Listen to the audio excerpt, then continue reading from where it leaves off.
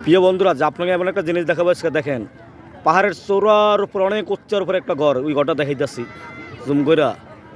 দেখছেন, অনেক উচ্চা, অনেক উচ্চা, একটা ছোট্ট একটা কুড়ি ঘর, অনেক উচ্চার উপরে এই ঘরটা। এটা ইন্ডিয়ায় পড়ছে। আর একটা পুরনো ব্রিটিশ মন্দির দেখা যাইতেছে, লাইল্লা পরে গেছে, মাটি দিয়ে বানানো, পাহাড়ের চূড়ায়।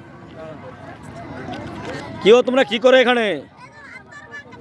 তোমরা সাদা পাথর দেখতেইছ এখানে ঘোরার জন্য? তাই তো বলি, হাজার হাজার দর্শনার্থী এখানে কেন আসে এই জাফলং 0 পয়েন্টে। মানে পাথরের সাম্রাজ্য চলতেছে। আর ওখান থেকে নৌকা দিয়া জন্নাতে যাইতেছে, জনপ্রতি 100 টাকা করে নিয়া।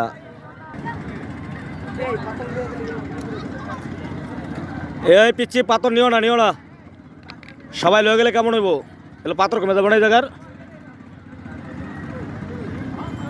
সবাই যদি একটা করে পাথর আতায় টোকায় নিয়ে যায়, পাথর এখানে কমে যাবো গা।